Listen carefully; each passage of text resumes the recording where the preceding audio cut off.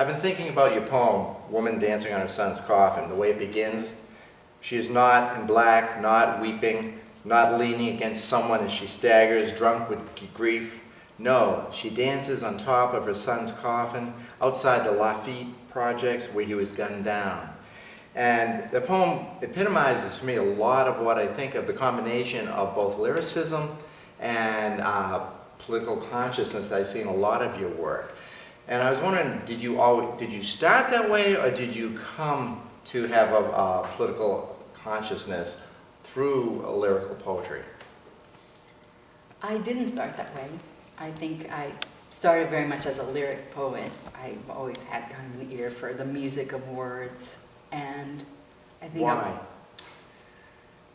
I guess probably because I grew up with a lot of old Appalachian ballads, and I grew up in southern West Virginia, and my lullabies were kind of these old coal mining songs and train wrecks, and Those ballads that went on forever. They go on forever. People were killed and all that. People were dying, people were killing each other, and that's, my dad would sing these to us.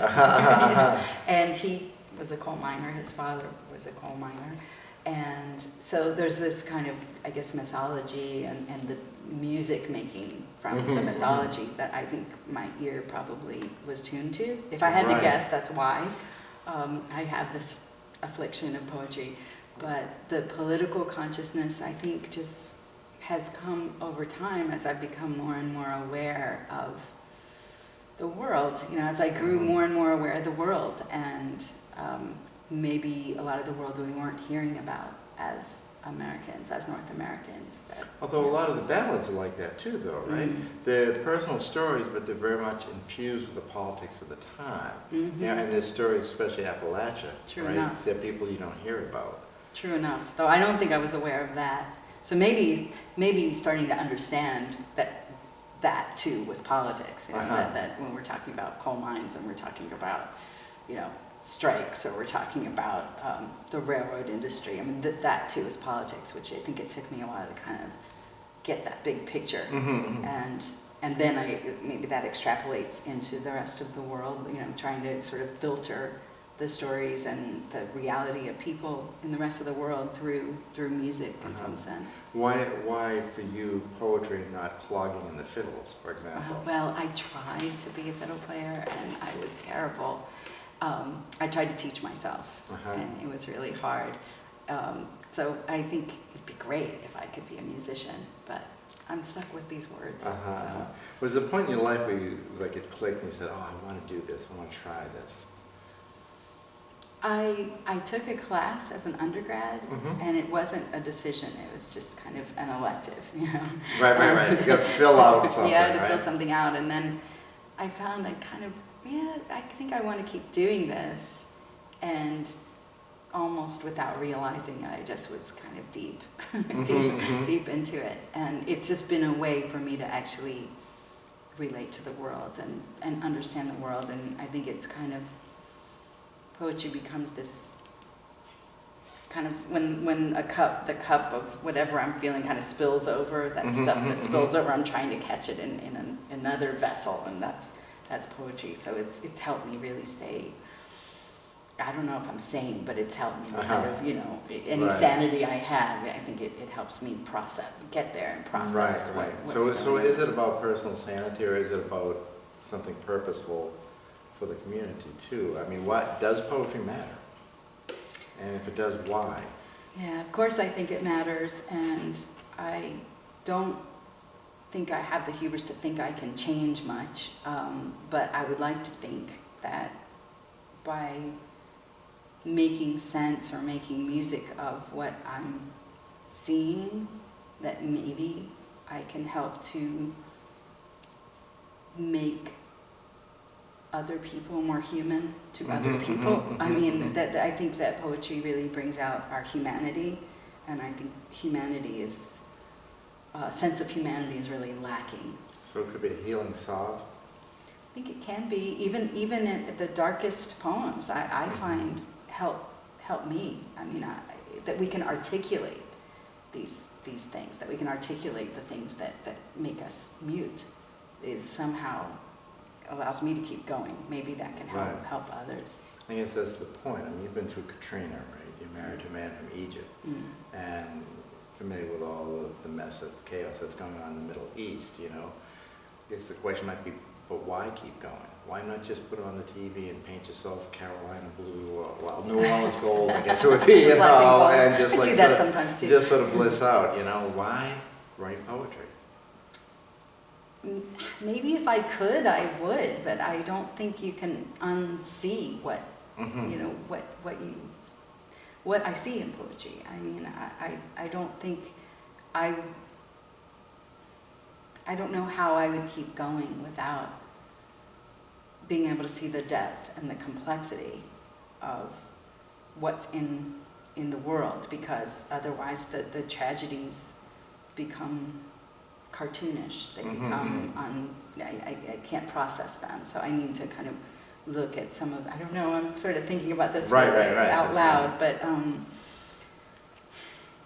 Well, do you think you see the depth and complexity because you write poetry, or do you think because you write poetry you see the depth and complexity? yes, I think both are true, and so maybe, you know, maybe it's a curse that once you go down that path, you can no longer just kind of bliss out. Well, wasn't it Walker Percy said the fact that we write is a symptom of our mental illness? Yeah, and I tend to agree with that, yeah. But I do think they feed into one another, and even the tragedies may sound very deep, but I think the ecstasies do as well. You know, it's about a full spectrum of feeling, isn't it? Right. Hope and despair.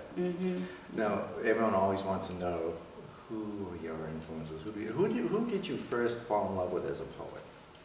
Were there poets that you thought, oh man, I just want to give up all my money and let this person write more? Yeah. Well, I'm in poetry for the money, as you. Of course, we know that. Yeah. I think Dylan Thomas was probably the first poet that I got very excited about as a Do not teenager. go gentle into that good night. Yes. And the hand that signed the paper, I remember sort of that. Wow, sort of understanding the power of the image in that. And Keats, loved Keats. So that's kind of early on, and still love them. And my kind of more abiding influences over the last more decade or something would be Pablo Neruda, Nazim Hikmet, Yusuf Komunyakaa. I really feel excited to write when I read Adélia Prado, the Brazilian poet. Elizabeth Bishop. I can think of more, but those are the ones on the top of my head. People who have strong form and language, but also a passion in what they're saying. Yeah. Well, would you like to read a poem for us? Sure. Is this a new one? This is a new poem, and it's written in Sapphics, which is a metrical form, as you know, and I wanted to write in this form partly to have a container to write about this topic, but also this is a poem about Syrian refugees drowning on the island. Generally, many of them are washing up on Lesbos, and that's where Sapphics were born, so I found that just very haunting. And just before you said, why is a container important? I think we're talking about the great tragedies of history, and I think we're experiencing them in our time. I mean, maybe every time has them. I mean, for me, they can be really silencing. I mean, they're just completely overwhelming. And I need some kind of small lens through which to look at it, or else I am completely overwhelmed. So this allowed me to articulate something. Sapphics for the Syrian drowned. Ocean laps the body, the Velcro shoes still fastened. Someone carefully dressed him.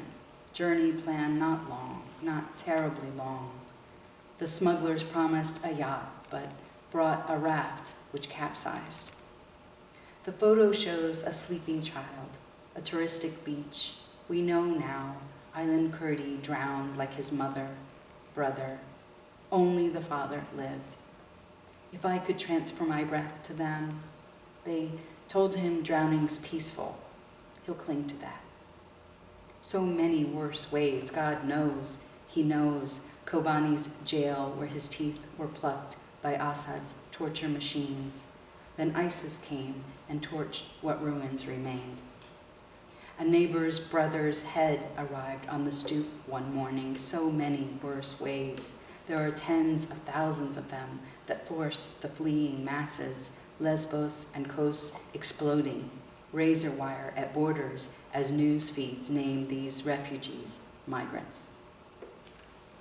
Thank you. Andy Young, one of last year's winners of the Nazim Hickman competition. Thank you for joining us. Thank you very much.